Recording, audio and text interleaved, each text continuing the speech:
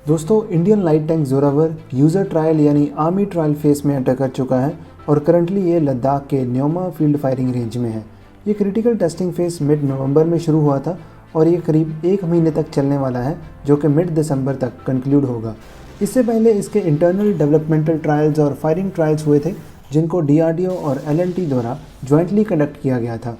और इन ट्रायल्स में टैंक के कोर सिस्टम्स जैसे कि मोबिलिटी, सर्वाइवेबिलिटी फीचर्स और फायर पावर परफॉर्मेंस को इवेलुएट किया गया। पर अब ये लाइट टैंक अपने क्रूशियल यूज़र ट्रायल्स फेज़ के लिए फील्ड में आ चुका है। इन ऑनगोइंग ट्रायल्स के बाद आर्मी इसके एक्चुअल फील्ड ट्रायल्स शुरू करेगी, जहां इसकी परफॉर्मेंस को हर तरह की ऑपरेशनल कंडीशंस में चेक किया जाएगा, जिसमें hot desert areas, high altitude जैसे कि लद्दाख रीजन और नॉर्थ ईस्ट के इलाके शामिल होंगे। और ये आर्मी ट्रायल्स करीब 2 साल तक चलने वाले हैं।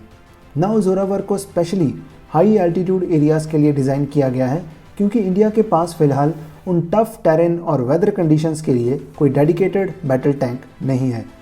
T-72 और T-90 वहाँ पर डिप्लॉयड हैं, पर वो ज़्यादा प्लेन एरियाज़ के लिए ही सूटेड हैं और इन रशियन ओरिजिन टैंक्स की लिमिटेशन इनका ज़्यादा वेट है, जिसके कारण इनकी हाई एल्टीट्यूड एरियाज़ में मोबिलिटी कम है। इन दोनों टैंक्स के वेट की बात करें तो ये 40 से 45 टन के बीच लाई करता है, पर जोरावर का वेट 25 टन तक सीमित रखा गया है, जो स्टीप और रॉकी टेरेन पर इसकी मूवमेंट को क्विक और फास्ट बनाएगा। इसके बाद पावर टू वेट रेशो की बात करें तो T-72 का पावर वेट रेशो है 19 हॉर्स पावर पर टन और T-90 भीषम की PW रेशो है 21.5 हॉर्स पावर पर टन। बट जोरावर का पावर वेट रेशो कम से कम 30 हॉर्स पावर पर टन होगा। वेट और PW रेशो के अलावा इंडिया के इन एग्जिस्टिंग T-72 और T-90 MBTs की फायर पावर और इंजन रिलेटेड भी कुछ लिमिटेशंस हैं, और इन सारे इश्यूज़ को देखते हुए इंडिया को इन चैलेंजिंग टेरेंस के लिए एक डेडिकेटेड लाइट वेट टैंक चाहिए था। मोबिलिटी के अलावा लाइट वेट के कारण जो दूसरी एडवांटेज है वो है ईजी ट्रांसपोर्टेशन। 25 टन वेट की वजह से इनको इंडियन एयरफोर्स के एग्जिस्टिंग एयरक्राफ्ट्स जैसे कि C-17 और IL-76 से ईजिली ट्रांसपोर्ट किया जा सकता है।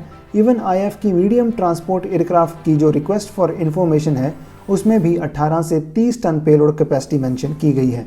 हालांकि ये मीडियम ट्रांसपोर्ट एयरक्राफ्ट्स IF के AN-32 ट्रांसपोर्टर्स को रिप्लेस करेंगे, जिनकी पेलोड कैपेसिटी सिर्फ 8 टन है, पर IF अपनी फ्यूचर नीड्स को देखते हुए मीडियम ट्रांसपोर्टर्स को ही एक्वायर करेगी, जिसकी एडवांटेज ना सिर्फ एयरफोर्स को है बल्कि इमरजेंसी सिचुएशंस में आर्मी के लिए भी इसकी स्ट्रेटजिक एडवांटेज होगी। जैसे कि 2020 में गलवान वैली इंसिडेंट के टाइम पर इंडियन एयरफोर्स ने करीब 68,000 troops, 300 plus infantry combat vehicles और अराउंड 100 मेन बैटल टैंक्स को एयरलिफ्ट करके लद्दाख के फॉरवर्ड एरियाज़ में डिप्लॉय किया था, जिसमें IF के सभी ट्रांसपोर्टर्स को यूज़ किया गया। सो इस तरह की इमरजेंसी सिचुएशंस को हैंडल करने के पॉइंट ऑफ व्यू से भी इन 18 से 30 टन पेलोड कैपेसिटी वाले एयरक्राफ्ट्स की एक्विजिशन एक आइडियल और सेंसिबल एक्विजिशन होगी। लाइट टैंक को इंडिजिनसली डेवलप करने से पहले इंडियन आर्मी ने रशियन स्प्रुट SDM-1 लाइट टैंक्स को भी कंसीडर किया था, पर एट द एंड आर्मी इसकी तरफ नहीं गई, क्योंकि एक तो आर्मी को ये लगा कि यह light tank dedicated armoured fighting vehicle कम और मोबाइल एंटी टैंक प्लेटफॉर्म ज़्यादा है, और दूसरा क्योंकि रशिया यूक्रेन वॉर की वजह से इंडियन आर्मी की जो एग्जिस्टिंग टैंक्स की फ्लीट है, स्पेयर्स की ब्रोकन सप्लाई के कारण उनकी सस्टेनमेंट भी अफेक्ट हुई है। सो नए प्लेटफॉर्म को डायरेक्टली एक्वायर करना भी सही नहीं था।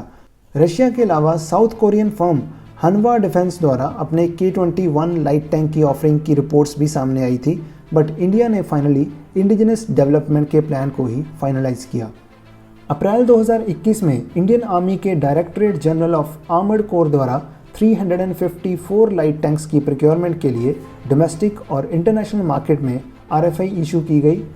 सितंबर 2022 में जनरल स्टाफ क्वालिटेटिव रिक्वायरमेंट्स को फाइनलाइज किया गया और इसके बाद L&T को इस लाइट टैंक प्रोजेक्ट का डेवलपमेंट कम प्रोडक्शन पार्टनर सेलेक्ट किया गया और दिसंबर 2022 में डिफेंस मिनिस्ट्री द्वारा 354 लाइट टैंक्स की एक्विजिशन को अप्रूवल दी गई। ये एक्विजिशन इंडियन IDDM यानी कि indigenously designed, developed and manufactured category के अंडर आती है और इसमें मिनिमम 50% इंडिजिनस कंटेंट की रिक्वायरमेंट है।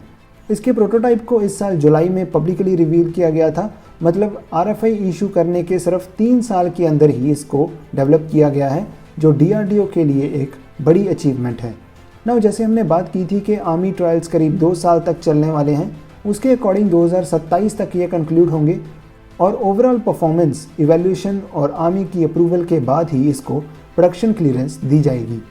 और वो भी लिमिटेड सीरीज़ प्रोडक्शन होगी जिसमें आर्मी इनिशियली 59 टैंक्स को ही एक्वायर करेगी। इसके बाद टैंक्स की ऑपरेशनल परफॉर्मेंस के बेस पर ही फर्दर ऑर्डर की तरफ मूव किया जाएगा। पैरामीटर सिर्फ एक ही है कि टैंक की परफॉर्मेंस आर्मी की स्ट्रिंजेंट रिक्वायरमेंट्स को पूरा करे।